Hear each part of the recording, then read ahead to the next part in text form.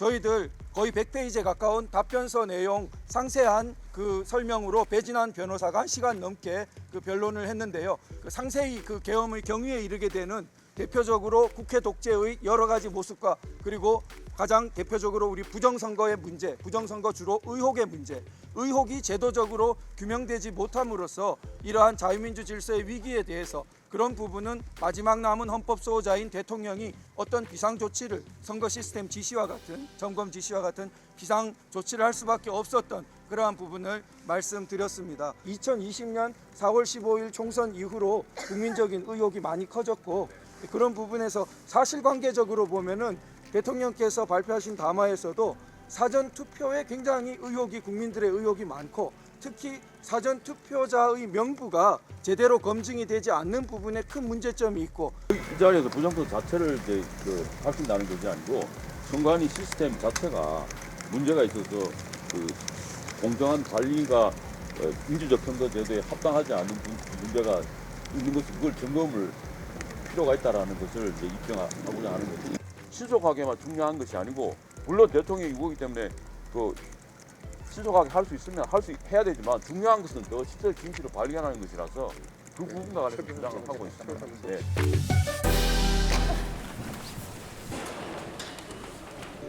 원활한 심판 진행을 위하여 방청. 오늘 재판은 탄핵 소추 사유에 대해서 참고인적 진술이 먼저 있었습니다. 국회에서 통과된 탄핵 소추 의결서의 내란 행위가 거의 내용의 80%였는데 이번에는 이제 그 부분을 뺐습니다. 거의 다 빼고 계엄 선포 절차 문제, 계엄 선포 문제, 그리고 국회의원이나 정치인, 언론인을 체포하려고 했다, 법관들을 체포하려고 했다, 그런 사유로 지금 소추인은 정리를 했고 저희는 답변하기를 이 사건에 있어서 소추 의결 자체가 부적법하다. 사유는 지금 이 사건이 올라올 때 국회법 93조에는 안건이 본회의에 올라오면 관할 위원회, 그러니까 지금은 법사위원회겠죠. 거기서 심리해서 조사 보고를 하고 그 다음에 국회의원들의 토론과 표결을 거쳐서 안건이 정리되는 게 93조인데 탄핵소추안 130조의 경우에는 본회의에서 그거를 법사위에 회부하지 않기로 의결을 하면 24시간 이내 72시간 이내에 표결에 붙일 수 있다고 되어 있습니다. 그래서 국회법 130조에 따르면 국회법 93조에 국회의원들의 표결 심의 권한이 침해가 되는 모순이 발생을 하는데 과거 노무현 대통령 탄핵 사건이나 또 박근혜 전 대통령 탄핵 사건 때 그렇게 본회의 바로 표결에 붙이는 것에 대해서 우리 대법원이나 또는 이런 헌재에서 국회의 자율권을 존중해줘서 그렇게 임의적으로 할 수 있는 특칙으로 볼 수 있다고 인정을 해줬습니다. 그런데 저희는 과거의 야당들, 민주당이나 김대중 대통령이나 또는 김영삼 전 대통령이나 또 다른 어떤 야당 지도자들이 이끌 때는 국회 임기 4년 동안의 탄핵 사건이라고 하는 게 거의 발생을 하지 않았습니다.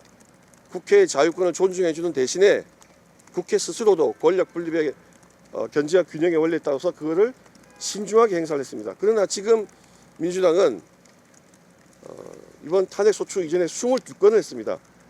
누가 봐도 이재명 대표의 방탄을 위한 무차별 탄핵이었습니다.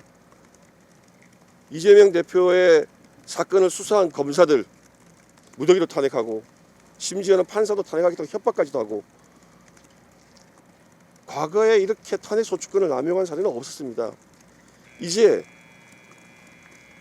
일어난 탄핵 소추가 허용이 된다면 여소야대 국회가 되면 다수석을 차지한 야당은 탄핵 소추권을 정권 탈취를 위한 도구로 남용을 하는 것을 헌재가 인정하는 꼴이 됩니다. 많은 사람들은 87년 헌법체제가 제왕적 대통령제라고 그러는데 여러분 87년 헌법체제는 국회 절대 우위의 헌법입니다. 이렇게 지금 여러분들이 보시지만 22번 탄핵 수출을 당해도 대통령이 할 수 있는 게 없습니다. 국회 해산권이 없습니다. 일방적으로 당할 수밖에 없어요. 그래서 이제는 그 고리를 끊는 해석을 해달라. 그게 저희가 요구한 사항이고, 그 다음에 내란죄를 포함시켰기 때문에 그만큼 사유가 중대하다고 해서 국힘당 여당에서 12명이 찬성을 했는데, 이와 같이 내란 부분을 다 빼버리면, 그러면 그 비상계엄의 요건이나 절차나 뭐 이런 게 좀 다 가사 조금 부실한 점이 있다 하더라도 과연 12명이 그 탄핵 소추에 찬성을 했을까요? 벌써 신문사에도 몇몇 의원들은 그러면 나는 생각을 달리 했을 수 있다 이야기했기 때문에 이렇게 빼버리고 심리하는 것은 위협하다. 그래서 탄핵 소추가 각하돼야 된다는 걸 답변을 드렸고, 그 다음에 지금 오늘 계엄 선포와 관련해서 소추인들은 전시사변을 중요 요건으로 삼았습니다. 근데 지금 현대는 과연 전시사변이 언제이냐 그런 문제에 관해서 많이 논의가 있습니다. 대통령이 통치행위권이 있기 때문에 김영삼 대통령의 이 금융실명제 명령이나 노무현 대통령의 이라크 파병 같은 통치행위에 대해서 법원이 인정을 하고 있습니다. 전통적으로 계엄 선포도 대통령의 통치행위의 일환으로 인정하고 있습니다. 다만 소추인들은 그것이 낡은 이론이라고 합니다. 근데 과연 오늘날의 전쟁이 50년대, 60년대 그런 전쟁이냐? 아니, 지금은 하이브리드 전이라고 해서 전체주의 국가나 또는 일당 독재 국가들이 서방 진영에 침투하는 것은 옛날과 같이 그렇게 뭐 선전포고하고 전면적으로 전쟁을 하는 그런 형태가 아닙니다. 러시아 우크라이나 전쟁 같은 경우에도 전쟁 발발은 2022년에 있었지만 실질적인 하이브리드 전쟁은 2014년 크리미아 반도 점령 시부터 진행되어 왔다고 하는 것이 많은 사람들의 전쟁 전문가들의 견해입니다. 오늘날 전쟁은 상대국의 침투해서 부시불식간에 그 어떤 재판 내용 좀. 예. 잠깐만 공문 정리할게.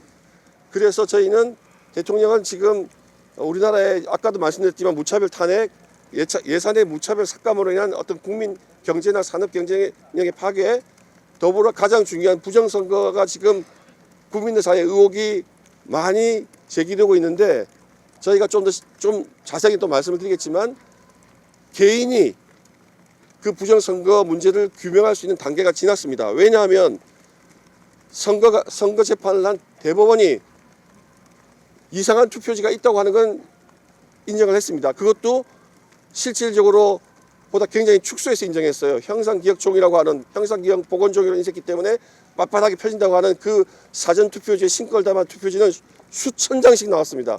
그러나 그걸 다 적법한 걸로 치고 그 다음에 일장기 투표지 1200장 나왔는데 그중에서도 몇백 개만 한 200개도 안 되는 것만 인정하고 이런 식으로 줄인 다음에 그래 이상한 투표지가 있는 건 알겠는데 그 행위자가 누군지 구체적으로 특정해서 입증하라. 그래서 그렇게 입증한 투표지가 표차를 극복하지 못하면 선거 무효가 아니다. 이런 식의 판례가 유지되는 한 선거 부정은 밝힐 수가 없습니다. 어느 누구도. 왜? 개인은 강제 수사할 권한이 없습니다. 영장 신청을 할 수가 없어요. 심지어 검사도 선거관리위원장이 중앙선거관리위원장이 대법관이고 각급 선거관리위원회 위원장은 부장판사나 고참 단독판사들이 합니다. 영장 신청을 했을 때 영장이 잘 발부가 되지도 않아요. 그런 상황이기 때문에 대통령이 이게 부정선거다 단정을 하는 것이 아니고 지금과 같이 이렇게 의혹이 많이 제기되고 이상한 투표지가 많이 나온다고 하는 것은 누구나 이제 관심만 조금 있으면은 알 수 있는 상황이 됐습니다. 그러면 2026년 또 지방선거 있죠? 그 다음에 또 대선이 예정이 되어 있습니다. 국민들로 하여금 안심하고 투표하게 할 수 있는 제도를 만들고 규명하고 하는 것은 대통령의 책무입니다. 그래서 대통령은 일단 이러한 상황을 종합해 보면 이게 옛날 개념에 비해서 전시사변은 아니라고 할지라도 하이브리드 전이라고 생각을 할 수밖에 없는 상황이 벌어져 있는 것이고, 특히 어제 대통령이 체포될 때 페이스북에 올린 담화가 있습니다. 거기서 대통령의 의사가 드러났다고 생각합니다. 하이브리전의 배우가 누군지. 재판 내용에 관해서 좀 말씀드리겠습니다. 오늘 피청구인 그 대리인단이 대폭 강화되었습니다. 우리 조대현 전 헌법재판관님께서 합류하셨고요. 정상면 전 검찰총장님께서 합류하셨습니다. 대리인단의 숫자도 많이 늘어났습니다. 조대현 전 헌법재판관님 변론이 있었는데요. 답변 변론에서 우리 지금 현 국가 위기 상황에 대한 대통령의 비상 상황 판단에 비추어서 대통령은 헌법 질서를 수호하려고 했던 것이고 오히려 그 경위에 비추어 보면 거대 야당의 주도된 국회가 우리나라의 헌법 질서를 무너뜨리고 있었다. 그래서 대통령은 철저히 헌법 질서 수호의 측면에 서 있다는 면에서 선배 헌법재판관으로서 헌법 질서 수호의 마지막 보루인 헌법재판관들께서 간곡히 이 헌법 질서를 수호하는 방향에서 판결을 해주실 것을 호소드렸고요. 그리고 이 소추에는 엄청난 각하 사유들이 있다는 부적법 사유들이 있다는 점에 대해서 전문적으로 상세히 말씀해 주셨습니다. 그리고 저희들 거의 100페이지에 가까운 답변서 내용 상세한 그 설명으로 배진환 변호사가 1시간 넘게 그 변론을 했는데요. 거기에 어제 대통령 담화 내용처럼 그런 부분도 있지만 그 상세히 그 계엄의 경위에 이르게 되는 대표적으로 국회 독재의 여러 가지 모습과 그리고 가장 대표적으로 우리 부정선거의 문제, 부정선거 주로 의혹의 문제, 의혹이 제도적으로 규명되지 못함으로써 이러한 자유민주 질서의 위기에 대해서 그런 부분은 마지막 남은 헌법 수호자인 대통령이 어떤 비상 조치를 선거 시스템 지시와 같은 점검 지시와 같은 비상 조치를 할 수밖에 없었던 그러한 부분을 말씀드렸습니다. 그리고 증거 채택이나 기일과 관련해서 여러 가지 여러 가지 결정들과 저희들 이의가 있었는데요. 가장 중요한 것으로 다음 21일에는 주로 영상 재생하는 그런 부분 또 서증에 대해 설명하는 기일로 잡았고 23일 목요일에 원래 재판부는 곽종근을 비롯한 청구인 측 신청 군인 증인 5명만을 잡았는데 피청구인 측에서 중요하게 김용현 국방부 장관, 전 국방부 장관을 증인으로 신청했고 김용현 장관의 중요성에 대해서는 아신다고 하시면서도 원래는 그 기일을 설 지나서 2월 달로 잡았었는데 피청구인 측에서 이것은 절대 뒷순위로 잡아서는 안 되고 먼저 하거나 아니면은 최소한 동시에 이루어져야 된다는 점을 강력히 말씀드렸고 그 부분에 대해서 상당히 긍정적으로 고려해 보시겠다고 의논해 보시겠다는 반응을 보이셨습니다. 특히 저희들이 선관위에 사실조회 신청을 한 것이 있는데 그 사실조회 내용에는 기존의 선관위 규칙으로 법을 무시하는 부분에 대한 재정 경위에 대해 묻고 있는 부분이 있었고 또 특히 요즘 말이 많이 나오고 있는 중국인과 관련된 외국인과 관련된 선관위가 선거 사무에 보조로 쓴다든지 또 연수원에 코로나 때 중국인들이 묵었다든지 이런 부분에 대한 사실 내용을 확인하는 그러한 사실조회가 있었는데 채택해 주셨습니다. 그리고 문서 송부 촉탁을 국정원과 선관위 대통령실에 보낸 게 있는데 이 부분은 평의에 넘기셔서 다시 의논하시겠다고 하셨습니다. 오늘 부정선거 문제에 대해서는 배진환 변호사님이 많이 발표를 하셨는데 작년 국정원 백브리핑 때 많은 문제점이 나왔습니다. 가장 문제점 중에 하나는 통합선거인명부가 제대로 공개되지 않고 사전투표를 얼마나 많이 했는지를 점검할 방법이 없습니다. 점검할 방법이 없어요. 그래서 그때 국정원 점검 결과에 따르면 위험 요인으로 뭘 이야기했냐? 각급 선거관리 투표지를 보면은 각급 선거관리위원회의 청인이 있습니다. 그 위원회 도장 그리고 투표관리관의 개인 도장이 있습니다. 그거를 국정원의 어떤 보안 점검 결과 그게 그 파일이 탈취될 위험이 있다. 보안이 워낙 허술하기 때문에 그게 탈취될 수 있다는 그리고 탈취될 위험이 있고 사전 투표지 인쇄를 무단으로 할 수 있었다. 그게 탈취될 수 있다는 것은 무엇을 의미하느냐? 사전 투표지를 얼마든지 만들어낼 수 있다는 그런 의미가 됩니다. 그래서 이번 작년 총선 때 원래 공직선거법에 보면은 투표관리관이 개인 도장을 찍게 돼 있습니다. 어떤 투표관리관은 네모일 수도 있고 어떤 투표관리 도장은 동그라미일 수도 있고 한자일 수도 있고 한글일 수도 있습니다. 그렇게 한 이유는 위조를 어렵게 하기 위해서입니다. 어느 관리관이 어떤 형태의 도장을 쓰는지 알 수가 없지 않습니까? 그런데 중앙선거관리위원회는 규칙을 바꾸어서 사전투표의 경우에 그냥 인쇄를 합니다. 인쇄를. 파일을 절취당할 수 있다고 국정원에서 경고를 했음에도 불구하고 법에 위반해서 규칙을 만든 다음에 그걸 인쇄를 해버립니다. 그리고 선거관리위원회는 항상 망분리가 되어 있기 때문에 안전하다고 하죠.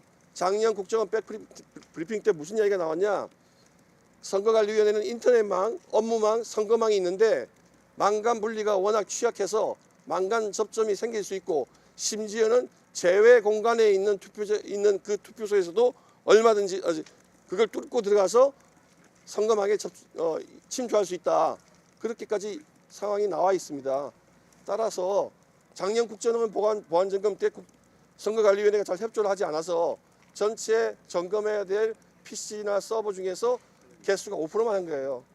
그런 상황이니까 대통령으로서도 이렇게 의혹이 불거지고 이상한 일이 많고 개인들이 하기에는 한계가 있고 대통령으로서 점검하지 않을 수가 없는 상황입니다. 그래서 이번 계엄선포 때 국회 경비 인력보다 더 많은 군인들을 선거관리위원회로 보냈던 것입니다.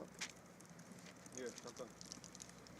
오늘 재판을 하면서 느낀 점을 간단히 좀 말씀드리고 그다음에 앞으로 있을 증인 실무와 관련돼서 의견을 좀 내겠습니다. 말씀드리겠습니다. 오늘 국회 소추 측에서 파워포인트를 통해서 대통령 탄핵의 필요성에 대해서 쭉 요건 사실을 얘기하고 브리핑을 했는데요. 기자분들도 다 들으셨을 겁니다, 아마. 저는 우리 윤석열 대통령 피소추자가 윤석열 대통령이 아니시라 민주당과 이재명인 줄 알았습니다. 어떻게 그렇게 딱 들어맞게 민주당과 이재명의 얘기를 하는지 그런 생각이 좀 들었습니다. 앞으로 있을 증인 실무와 관련돼서 국회 측에서는 5명의 증인을 신청을 했고요. 저희 측에서는 달랑 딱 2명 신청했습니다. 근데 그 2명마저도 지금 채택을 안 해주고 다음번 평의 때 논의를 한다든지 이렇게 결정을 했습니다. 정확한 실질적 진실을 가리고 올바른 증인 신문이 이루어지기 위해서는 국회 측에서 신청한 5명의 증인에 대해서 모두 김용현 장관의 반대 신문이 이루어져야 됩니다.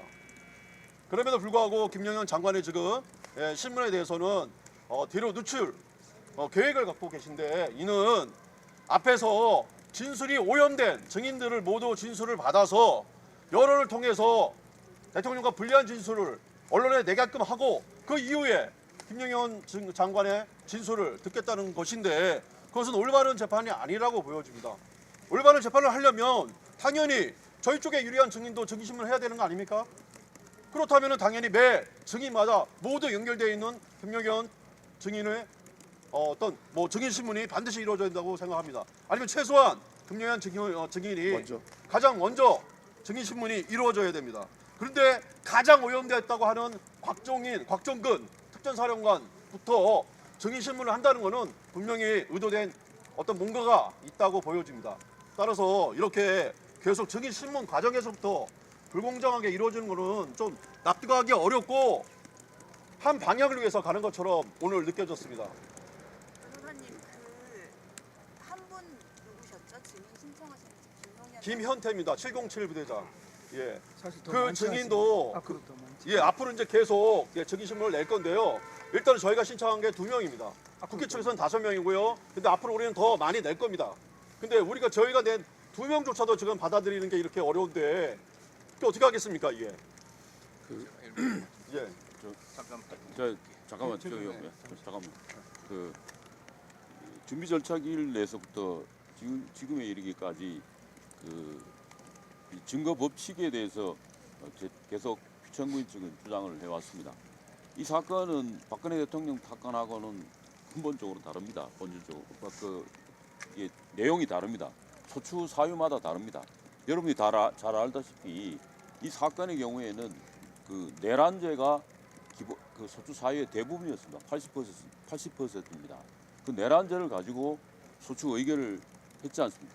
그래서 그 내란죄에 대한 부분에 대해서 철회를 했어요. 그러면 그 철회된 것에 대한 철회된 걸 가지고 전제로 해야 되는데 그래서 그 내용이 다르기 때문에 입증 증명 법칙을 할 때에 그 부분은 종전 선례에 기초해서 따라서 하는 것이 적절하지 않다는 말을 지적을 계속했습니다. 그래서 증인 채택이나 그 구체적인 소송 지휘를 하실 때 그거를 반영해서 증인 채택을 하시라고 주장을 했고 그것을 기대하고 있었습니다.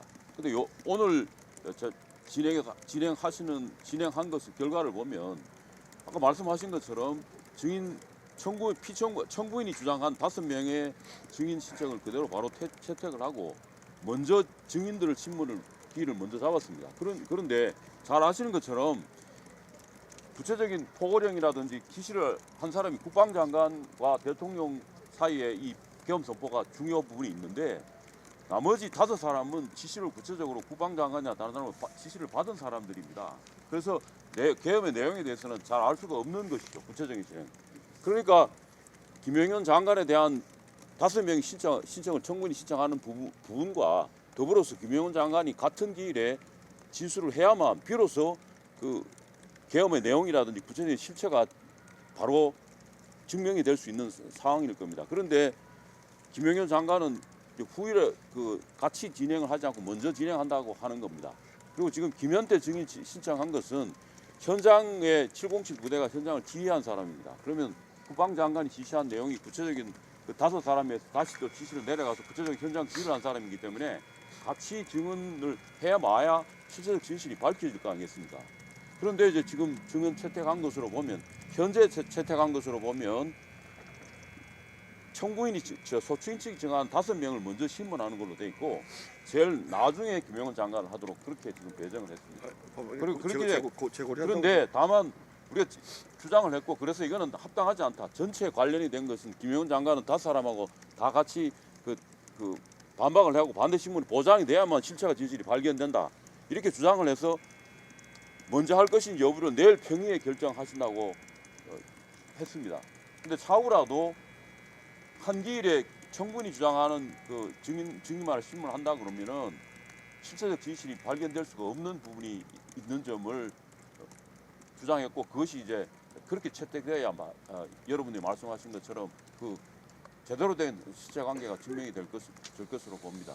그리고 지금 말씀하신 것처럼 또 추가로 오늘 답변서의 가장 중요한 부분 중에 하나가 지금 먼저 말씀하셨습니다만 계엄의 이유 중에 하나가 선관위에 군대 파견하고 국회에 질서를 주고 선관위에 290명이 갔지 않습니까? 그러면 선관위에 민주주의에서 가장 중요한 것은 국민주권을 행사하는 것은 선거제도지 않습니까? 선거제도가 문제가 있다고 하면 의혹이 문제가 있다고 하면 국민의 주권 행사가 제대로 되지 않지 않겠습니까? 그래서 그 부분에 대한 시스템 점검 차원에서 계엄의 중요 이유 중에 하나고 그 부분은 답변서의 중요한 부분으로 답변을 했습니다. 그와 관련해서 증거 신청을 지금 저희들이 증거 신청을 많이 했는데 그 부분과 관련해서는 채택은 아까 말한 그 정관위에 지금 말씀하신 것처럼 규칙이 법에 어긋나는 부분에 대해서 사인 찍는 거에 어긋나는 부분에 대해서 사실조회를 채택을 했습니다. 재판부에서 채택을 했고 그 증거나 다른 부분의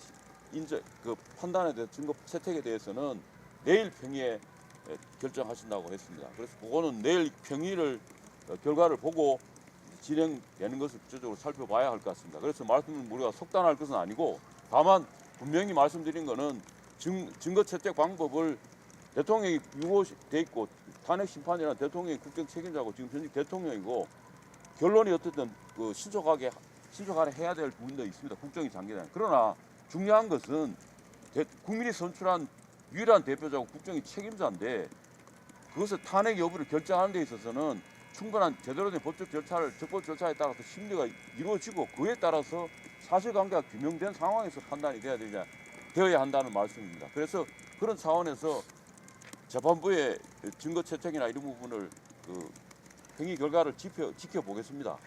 모두에 말씀하신 것처럼 증거 법칙에 따라서 실체 진실이 발견되지 못하는 상황으로 증거 채택이 앞으로 계속 진행된다면 그대로 진행이 된다고 하면 국민 여러분들이 선출한 대통령에 대해서 탄핵 여부에 대해서 국민들이 다 그 부분에 대해서는 납득할 수 있게 제도가 진행이 돼야 되지 않겠습니까? 그래서 그 부분에 대해서 언론 여러분들께서 주목해 보시고 그래서 저희 주목해 보시고 그 부분과 관련해서 추가로 저희들 변호인들도 입장을 내도록 하겠습니다. 오늘의 그 말씀은 이제 그 중요한 부분은 그렇고 충분히 답변 부분에 대해서는 저희 답변서 내용에 대해서는 법정에서 충분히 그 주장을 했고 다음에서 구체적으로 그걸 입증하는 것이 중요한 관계인데 그 입증이 바로 증인신문이라든 다음에 이루어지는 변론 절차입니다.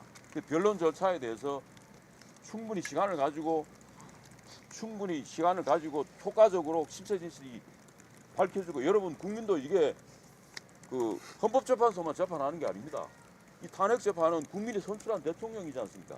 대통령의 이 탄핵 여부에 대해서는 국민도 전부 마찬가지로 같이 지켜보고 같이 재판해야 되는 겁니다. 그래서 그 내용이 충분히 현출될 수 있도록 왜 대통령께서 이와 같은 상황에서 지금 예전 이야기한 계목이 20년 전에 나와 있는 왜 계엄을 선택하셨을까? 그 부분에 대해서 충분히 국민들도 납득할 수 있게 충분히 절차가 진행돼야 되지 않겠습니까?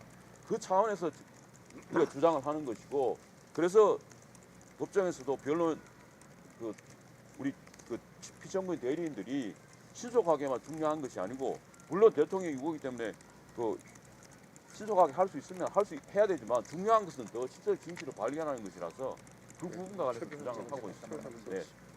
조금 저는 이제 사안의 본질에 대해서 조금 말씀드리겠습니다. 탄핵이 뭡니까? 그리고 계엄이 뭡니까? 탄핵은 대통령을 비롯한 고위공무원에 대해서 고위공무원이 헌법과 법률을 단순히 위반한 것이 아니라 아주 중대하게 위반했을 때 파면시키는 제도입니다. 그래서 정말 윤 대통령이 잘못했으면 파면을 시켜야 되겠죠. 그 파면을 시키고 정말 좋은 사람이 대통령이 되어야 되겠죠. 근데 지금 파면이 그렇게 하고 있습니까? 아니잖아요. 탄핵이. 파면시키는 게 목적이 아니라 그 자리에 민주당 그리고 구체적으로 이야기하면 이재명이라는 사람이 들어오려고 하는 거 아니겠습니까? 이게 우리 입장에서 보면 반란입니다. 내란이라는 것은 본래 권력을 갖지 않은 사람이 권력을 찬탈하기 위해서 하는 것이 내란 아니겠습니까? 반란 아니겠습니까? 대통령이 그 이상 가질 권력이 뭐 있어요? 그렇기 때문에 이 사건에 대해서 기본적인 시각에 여러분들이 대통령에 대한 탄핵은 내란이 될 수가 없다. 오히려 반대 세력이 결국 헌재나 공수처를 이용해서 대통령을 몰아내고 그 자리를 찬탈하려고 아니냐. 그렇지 않습니까? 그리고 계엄이라는 것은 여러분들이 결코 나쁘게 생각하지 마세요. 계엄이라는 것은 헌법상의 권리입니다. 정해져 있는 겁니다. 계엄권이 있는 거예요. 필요할 때는 그걸 발동해야 됩니다. 그렇기 때문에 헌법에 있는 거예요. 그럼 대통령이 필요할 때 그걸 발동해야 됩니다. 단지 그것이 옛날의 입장에서 보면 전쟁 사변 또는 이에 준하는 국가 비상사태 하다 보니까 주로 전쟁 사변을 생각하는데 그게 말고 또 우리나라 헌법이 있지 않습니까? 그에 준하는 비상사태. 어찌 보면 전쟁이나 사변보다도 더 중요한 국가 비상사태가 나오면 당연히 대통령은 계엄을 발동해야 됩니다. 그런데 예를 들어서 북한군이 남침했다. 그렇다 해서 우리나라가 뭐 아무것도 못합니까? 그렇지는 않잖아요. 북한군이 내려오더라도 막고 하면 이 서울에서는 대통령도 건재하고 국무총리도 건재하고 사법부도 건재하고 헌재도 건재합니다. 그런데 북한군이 안 내려오더라도 대통령 탄핵하고 국무총리 탄핵하고 검찰총장 탄핵하고 감사원장 탄핵하고 정부 장관들 다 탄핵해버리면 이 기능마비잖아. 기능마비. 대한민국이 돌아갈 수 없어요. 그렇기 때문에 국가 비상사태라는 것을 꼭 전쟁 사변에만 볼 것이 아니고 전쟁 사변보다 더 중요한 것도 있다. 대통령 입장에서는 더 이상 참을 수 없는 상태가 국가 비상사태 온 거예요. 그렇기 때문에 계엄을 발동한 것입니다. 근데 문제는 우리가 계엄이라면 뭔가 좀 부정적인 그런 생각을 갖고 있고 또 옛날에 5.17 그런 사태가 있기 때문에 국민들 기본적으로 계엄에 대한 별 인상이 안 좋습니다. 그리고 생각지도 못한 계엄이 발동되었기 때문에 국민들이 처음에는 정신이 없었던 거예요. 그래서 굉장히 부정적이었습니다. 그거 당연한 겁니다. 근데 시간이 지나면서 보니까 이게 그런 것만은 아니다. 대통령이 왜 이거 말고는 다른 기회가 없었냐. 제가 볼 때는 이 입법 독재가 생기면 국회가 자기 멋대로 하면 대통령이 국회 해산권이 있어야 됩니다. 해산권이 있으면 비상계엄 이거 발동할 필요가 없는 거예요. 안 그렇겠습니까? 근데 없어요. 근데 다른 비상대권 생각해본들 맞는 게 없습니다. 남아있는 게 이거예요. 계엄입니다. 근데 여러분들 보시면 저도 그 전에 우리나라 이런 문제 있을 때 어떻게 방법이 없겠냐. 계엄 선포하면 어떻게 보니까 그게 해봤자 효과가 없어요. 왜냐하면 바로 발동하게 되면 국회에서 해제 신청하면 계엄 해제라면 끝입니다. 해야 됩니다. 근데 지금 그 국회가 누가 장악하고 있습니까? 야당이 장악하고 있잖아요. 그럼 대통령이 계엄 발동하면 당연히 야당에서 계엄 해제를 시킬 수밖에 없어요. 그래서 오래 못 갑니다. 많이 가봤자 2~3시간, 뭐 좀 잘하면 하루 갈지 몰라도 지금 뭐 그걸 경질적으로 2~3시간밖에 안 되는 거예요. 근데 그걸 대통령이 모르겠습니까? 법조인이잖아요. 다 알고 다 생각하고 한 겁니다.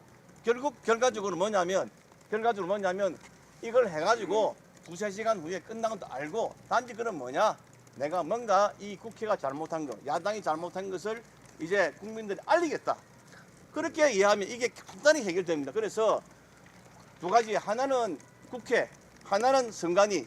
이것이 굉장히 문제가 많다 생각해가지고 대통령이 결국 했고, 그래서 여러분들 앞으로 이런 관점에서 이 비상기업과 탄핵을 이해해 주시면 좋겠습니다. 하나만 좀 당부 말씀드립니다.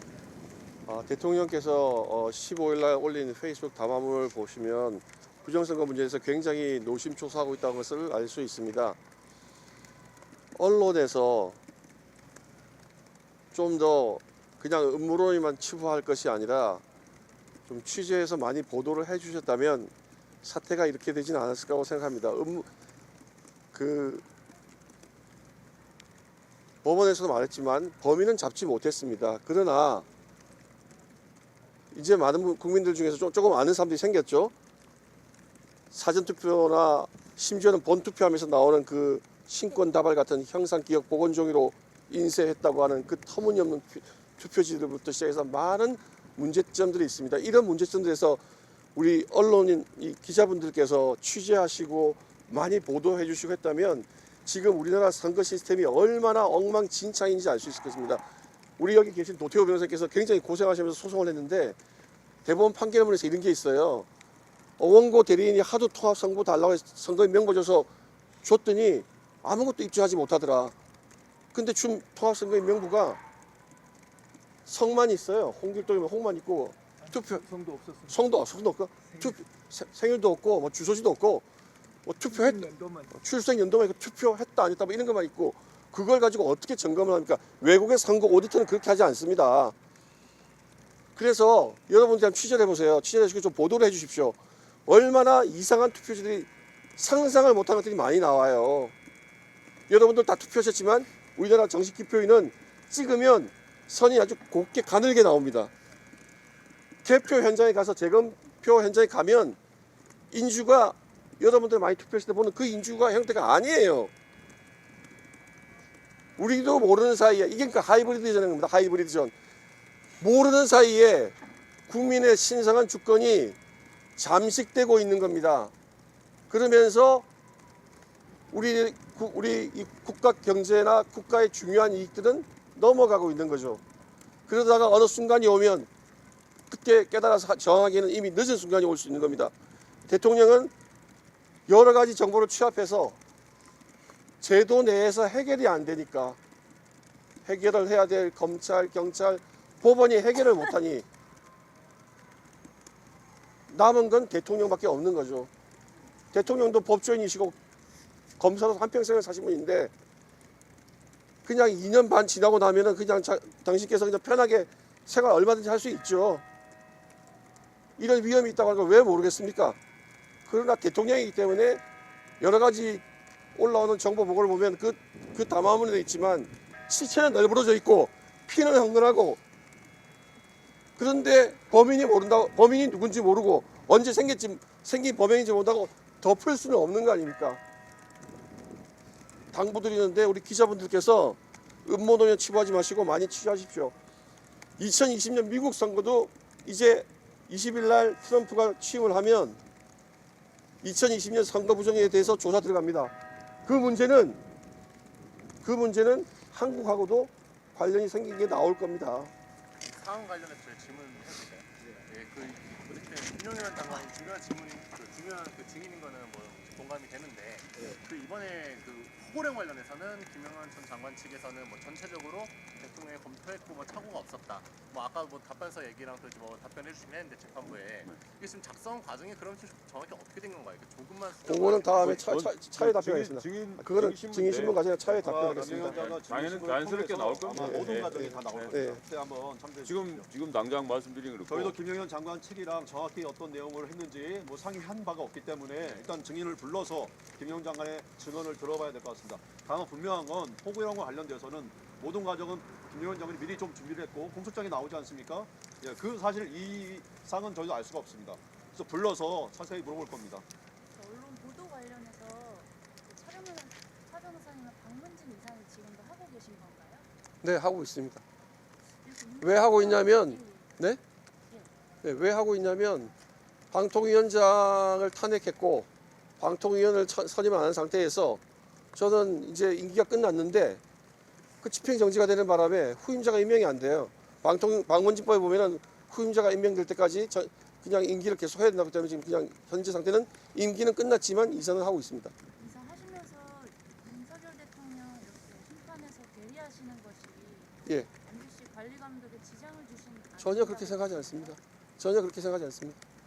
부정선거 주장하시는데 그러면 언제 어떤 선거부터가 부정이라고 생각하시는 건지. 지금 2020년 선거 소송을 우리 도태호 변호사께서 많이 해오셨고 부정선거 주장이 아니고요. 네. 대리인단. 대리인단입니다. 대리인단이니까. 대리인으로서 부정선거 소송을 대리하시는 아니 그게 아니고. 네. 제가 말씀드리겠습니다. 그건 우리 도태호 변호사께서 말씀하셨습니다. 지금 현재 이 자리는 개인 변호사로서 혹은 부정선거 소송을 대리했던 변호사로서 있는 것이 아니고 대통령 탄핵심판 대리인으로서 있는 것입니다. 대통령 탄핵심판 대리인으로서 오늘 답변서가 제출되어 있고 또 어제 페이스북 같은 데에서 대통령의 입장이 많이 표출되어 있습니다. 그것을 저희는 대리하고 있을 뿐입니다. 그래서 그 대통령의 입장을 보면은 대통령께서 부정선거의 의혹이 너무나 강하게 많이 드러났지 않느냐. 의혹이 너무나 많이 강하게 드러났는데 그것을 해결해야 되는 국가제도기관들, 대표적으로 선관위부터 그 다음에 법원, 그리고 그 다음에 검찰, 수사기관들 다 제대로 작동하지 못하지 않았느냐. 그렇다면 게다가 해외의 주권 침탈 세력은 얼마나 선거제도에 눈독을 들이겠느냐. 현대 하이브리드전 상황에서. 그렇다면 이렇게 국내외적인 위기에서 대통령으로서 굉장한 국가 비상 상황, 자유민주적 질서의 엄청난 위기 이렇게 판단할 수밖에 없었다는 상황이 많이 서술돼 있고 대리인 입장은 그걸 그냥 그대로 반영하고 있는 것입니다. 그러니까 언제가 그 부정선거가 그 시작됐냐? 의혹이 굉장히 커졌던 것은 우리 국민들 다 아시듯이 2020년 4월 15일 총선 이후로 국민적인 의혹이 많이 커졌고 그런 부분에서 사실관계적으로 보면은 대통령께서 발표하신 담화에서도 사전 투표에 굉장히 국민들의 의혹이 많고 특히 사전 투표자의 명부가 제대로 검증이 되지 않는 부분에 큰 문제점이 있고 그 국정원 그 점검 때도 그렇지만 그렇다면은 그 사전 투표자 명부가 숫자가 비율이 많이 오른 것이 2020년 4.15입니다. 4년 전 그 2016년 총선 때는 12.6%인가 13%가 안 됐는데 그 2020년 4.15 4년 후에 26%인가 26%를 넘는 거의 2배를 넘었습니다. 그러니까 4년 만에 갑자기 사전 투표율이 2배가 된 겁니다.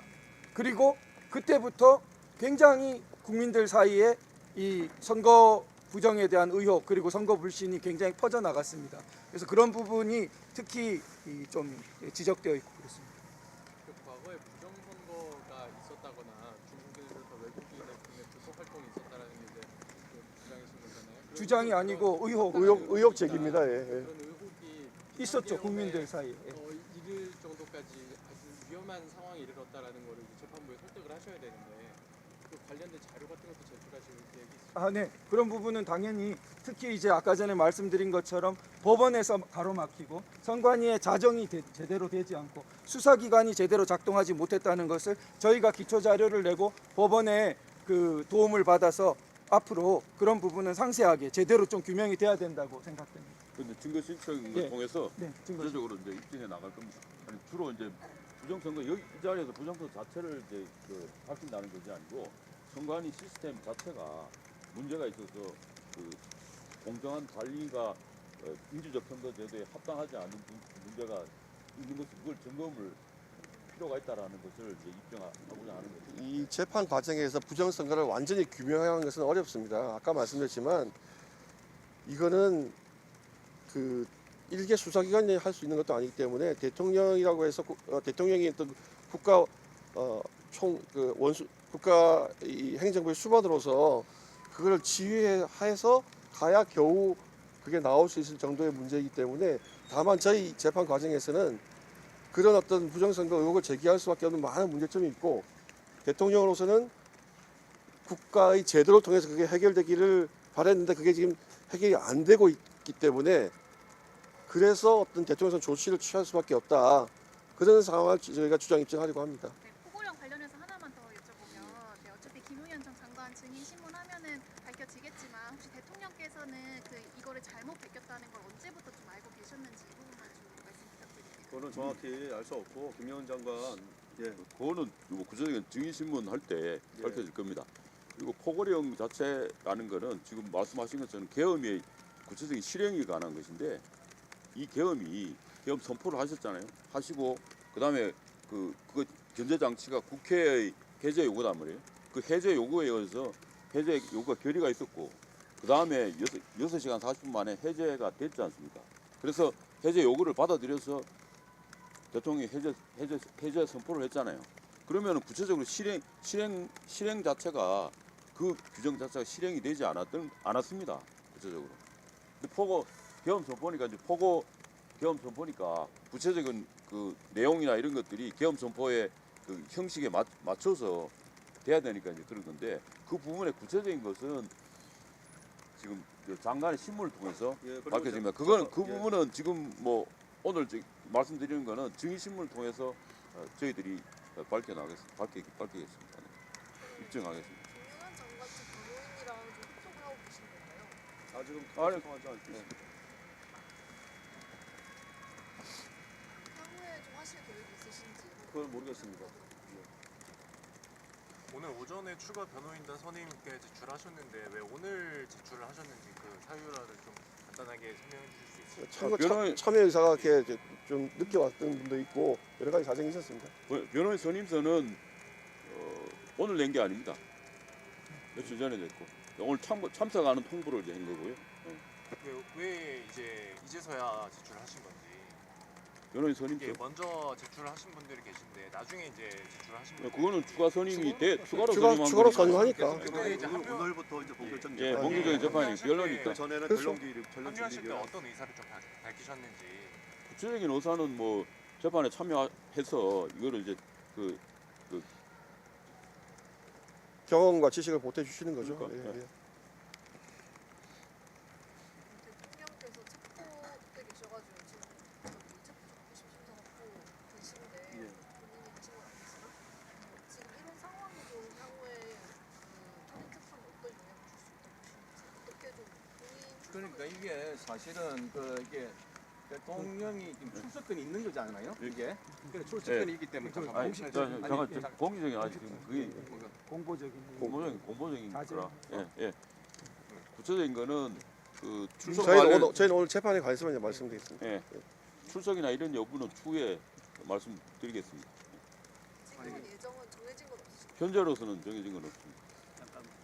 그 부정선거에 대해서 계속 주장을 하시는데 주장이 아니라고 아니, 아까 그 말씀드렸습니다. 의혹에 대해서 제기를 하시는데 이 재판에서는 그게 비상사태에 준하는 그 사유 중에 하나로 제시를 하셨는데 그게 재판 과정에서 탄핵 심판에서 이걸 확인할 수 있는 방법이 없잖아요. 아니, 그러니까 지금 말씀드렸잖아요.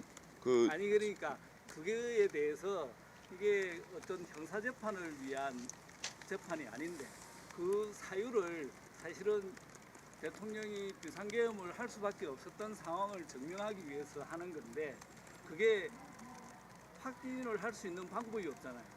수사를 해야 되는 것도 아니고 지금 수사를 할 수 지금 있는 말씀하신 것도 거는 그런 말씀드리- 측면에서 예. 아니 그러니까 의혹 제기로서 이 탄핵 심판을 대응을 했을 때 헌법재판소에서는 그걸 받아들이기 어려울 것 같은데요. 아니, 그거는 저희가 재판부에 의해서가 아니라 그 아까 말씀드렸지만 대통령 의혹 제기라고 하시고 또 아니 그거를 그걸 확인할 수 있는 방법이 없다고 하시면서 제기를 아니, 해서 전혀 아니, 그 그 왜곡하시는 아니 거예요. 잠깐만요. 예를 들어서 저희가 제가 서버 감정 어떻게 얘기해요? 말씀. 그 우선 조금 여러 가지 이렇게 오해 또는 왜곡이 있는 것 같고요. 자, 이 아까 전에도 말씀드렸지만 이 재판은 탄핵 심판 재판입니다. 근데 탄핵 심판 재판인데 정영식 주심께서도 처음부터 그 계엄의 요건에 대해서 입증을 촉구하셨어요. 그러니까 계엄의 요건이라는 게 왜 계엄을 발동할 수밖에 없었는지 대통령으로서는 그 이유를 탄핵 심판에서 말해야 되는 거 아니겠습니까? 당연히. 그러니까 거기에 대한 입증 촉구를 하셨고 저희도 당연히 거기에 대해서 입증하고 말씀드리려고 생각하고 있었거든요.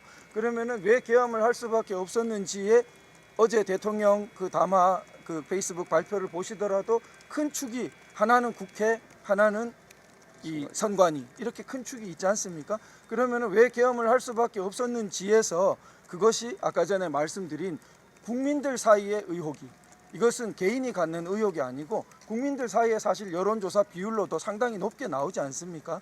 국민들 사이에 광범위한 의혹이 있는데 이것이 대표적인 그것을 의혹을 풀어가야 될 제도적인 기관들이 제대로 작동하지 못했기 때문에 대통령의 고민이 커졌다라는 것이 주된 저희가 입증해야 되는 방향이겠죠. 네, 그것이 부정선거 소송에서 부정선거를 규명하는 거하고는 다른 차원입니다. 이거 저희가 각도도 다르고요. 그걸 자꾸 설명드렸습니다. 탄핵 재판에서 부정선거를 규명하는 게 아니라 대통령으로서는 아까 말씀드린처럼 광범위한 부정선거 의혹들이 있고 의심을 할 만한 충분한 상당한 증거들이 나와 있는데 그런데 이게 아까 말한 대로 법원이나 경찰이나 또는 선관위나 이런 데서 이거 규명을 못하니까 대통령으로서는 그걸 해명하기 위해서는 비상계엄이라도 해서 조사를 해봐야겠다는 그런 생각을 한 거고 저희가 그런 고기까지가 저희가 여기서 입증해야 될 과제이고 여기서 뭐 이 재판을 통해서 부정선거가 여차치한 방법으로 이루어졌다 그걸 입증하려고 하는 게 아닙니다.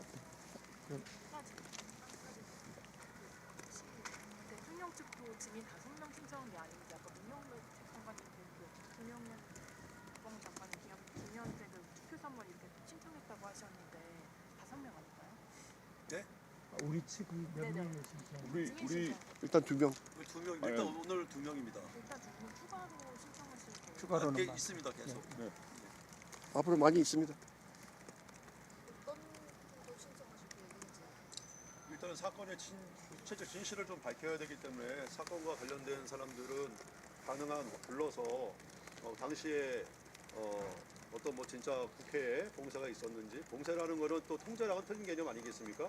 또 소추인 측에서는 자꾸 봉쇄라고 얘기하는데 뭐 저희는 질서 유지, 통제 그런 측면에서 얘기하고 있는데 과연 그게 사실이 있는 것인지 아니면은 진짜 체포조가 운영됐는지 체포한 게 있었는지 여러 가지 실제 사실들을 규명하기 위해서는 많은 증인들이 필요할 것으로 보입니다. 그 예산 문제 같은 것도 있지 않습니까? 각 부서별로 예산이 필요한데 이렇게 예산이 삭감되거나 완전히 제로가 되면 굉장히 일하기 힘들 거예요. 그래서 그게 관계되는 사람들 불러가지고 이 예산 삭감으로 인해서 어떤 피해를 입는지 그래서 정말 이게 심각하다 그런 것도 우리가 입증할 생각입니다. 그 아까 우리 도변호사님이나 질문해 주신 기자분이나 우리 도변호사 답변이 굉장히 중요한데 기사를 쓰실 때 우리가 이 탄핵 재판을 통해서 부정선거의 어떤 진상을 다 규명하려고 한다 이렇게 쓰시면 안 됩니다. 저희가 입증하려고 하는 건 대통령께서 담화문에서 말씀했지만 부정선거 의혹이 굉장히 강하게 있고 국민들 사이에 일어나고 있고 걱정을 할 만한 충분한 사유가 있는데 국가기관들이 해결을 못했기 때문에 그래서 비상계엄을 결심하게 됐다. 거기까지가 저희가 입증할 사항입니다. 계엄 그 계엄을 활동의 한 발동하게 배경입니다. 예. 그러면 좀 감사합니다. 네.